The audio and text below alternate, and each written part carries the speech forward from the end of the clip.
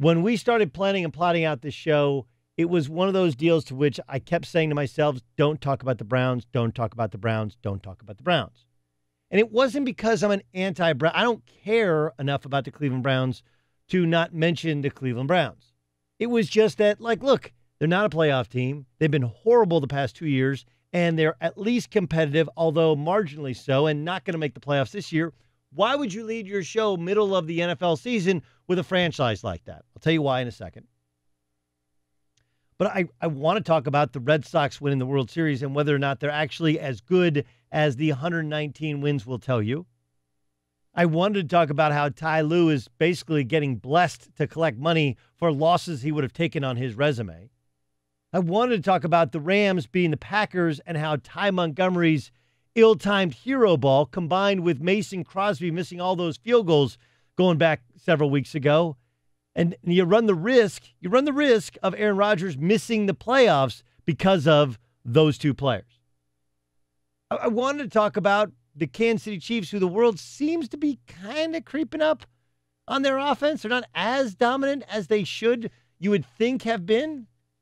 Or the Carolina Panthers, who were all hailing Cam Newton as some sort of hero and savior and MVP candidate, but it's not close. But the team is really, really good. Yet we don't consider them to be some elite team because they're the second best team in their division. Or it's the Saints, who won and only have one loss on their season, and they went into Minnesota and won the game. But I kind of think that was more about Thielen's fumble, Stephon Diggs quitting on a route, and Laquan Treadwell penalty and ill-timed drop. I think it's more about that. But instead, I'm dragged back in talking about the Cleveland Browns. That's because the news was just too good. Right? It's just too good. It's kind of like, I don't know how you guys order at a restaurant you've never been to, but I always do this, one meal before you die. And the waitress or waiter will say, excuse me? You say, no. If you're going to eat at your restaurant one time and then you're going to die, you can only eat one more time, what will you eat? And whether it's an entree, like I was in Tallahassee, Florida on Friday. And I went and I sat at this restaurant at a hotel called The Lodge, and they were like, look, the shrimp and grits is amazing. Now, I like shrimp and grits, but shrimp and grits, if you know how it's made, is not exactly good for you, right? There's grits, there's butter, there's shrimp, there's gravy, there's bacon. It's all on top. It's amazing, but it should come with an angioplasty. It really should. It's like if you say, what's good for dessert? And you're like, look, rhubarb pie here is amazing. Do you like rhubarb pie? Like, I've never thought of myself as liking rhubarb pie, but I'll try it because you said it's so good. That's what we have with Cleveland. They're not a great football team. They're not. They're an interesting football team, and they're a team that America thinks we know because we saw them on Hard Knocks. And we have Baker Mayfield, and we have Hugh Jackson, who somehow kept his job with the new general manager in spite of the fact he won one game in 2 years. Like, it was all kinds of weirdness going on. Like, I'd rather talk about what is Tampa doing bailing on Jameis Winston when they owe him $20 million next year and playing Ryan Fitzpatrick, who we know is average at best when you start him. But instead, I'm brought back in, and it's because the rhubarb pie here is so good. It's because the shrimp and grits is so incredibly delicious. The Browns aren't good for you. But the Browns today not only fired Hugh Jackson, their head coach, but then they fired the offensive coordinator as well. I go, what? Yeah, that actually happened. That actually happened. See, there was a standoff between Todd Haley, the offensive coordinator, who was hired by John Dorsey. Remember, Todd Haley never quite fit in Pittsburgh. He and Ben Roethlisberger never got along. Todd Haley, relieved of his duties in Pittsburgh, somehow ends up in Cleveland. And from the moment you turned on Hard Knocks on HBO, their reality show, you were like, those two guys don't see eye to eye. Those guys, meaning those guys, the offensive coordinator and the head coach, they don't get along. I understand that some things are done for television, some things are done for reality shows, some things, or it's like The Bachelor or The Bachelorette, where some guys are on there simply to make a second career for themselves, not actually to win her or his hand, right? But I think a blind man could see that Hugh Jackson and Todd Haley are just wired differently. From how many reps guys got to the stuff they were running. And even you go back a week and a half ago when Hugh Jackson was like, hey, I'm going to take over the offense now. The stories persist that Todd Haley did whatever the hell Todd Haley wanted to do. And if you want to know why you lose so many close games, this is why. The difference in the NFL is a play here, a play there. It's no different than in watching Major League Baseball. I know the Red Sox won in 5 games, but a decision here, a play there, a hit there, an error here, that's what determines who's a champion. And now all of a sudden the Dodgers have all these questions. For much of the game yesterday, the Packers outplayed the Rams in the Coliseum, which was 50-50 Rams fans, Packer fans. But here's a play.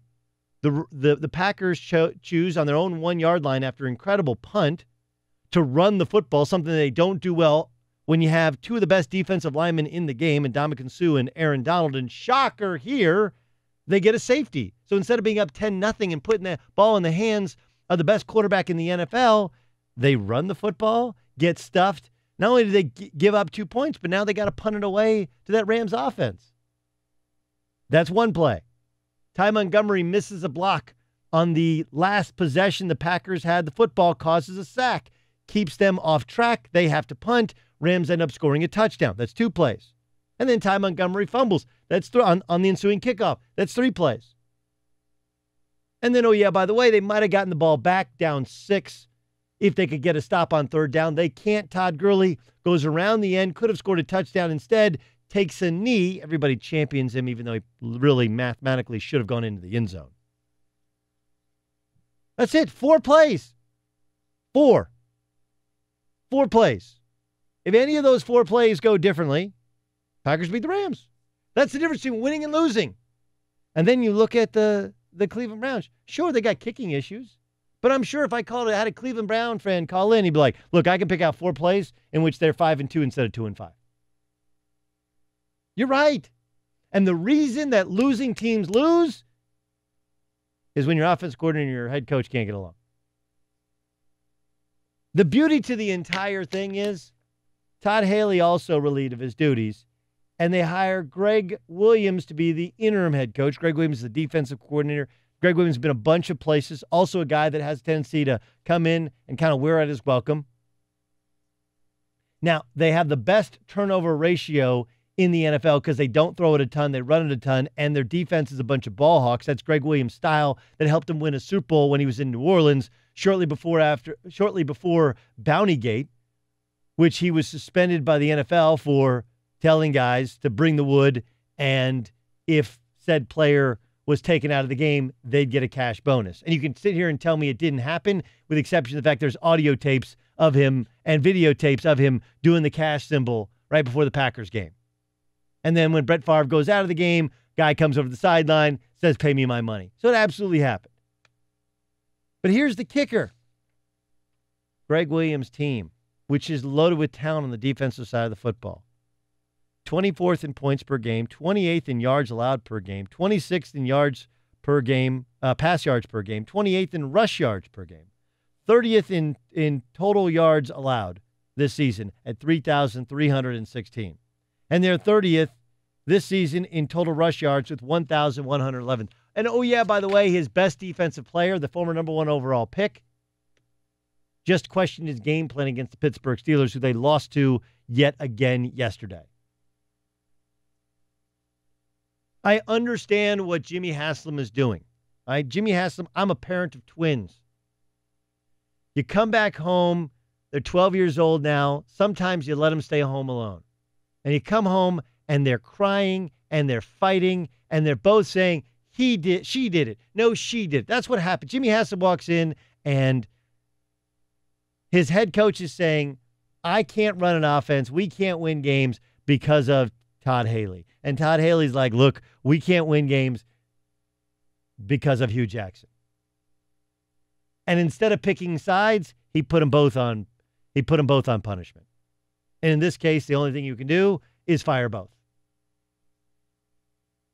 I'm completely against firing a coach mid-season because it simply promotes the dysfunction within an organization. But in this particular case, I kind of get it. Wait. You two can't get along. You two can't coexist. And as much as you could say, hey, look, you should fire Todd Haley, even though he was hired by the GM, the fact is, if you're Hugh Jackson and you can't command a room, like Todd Haley not doing what you asked him to do is actually a sign of your lack of leadership.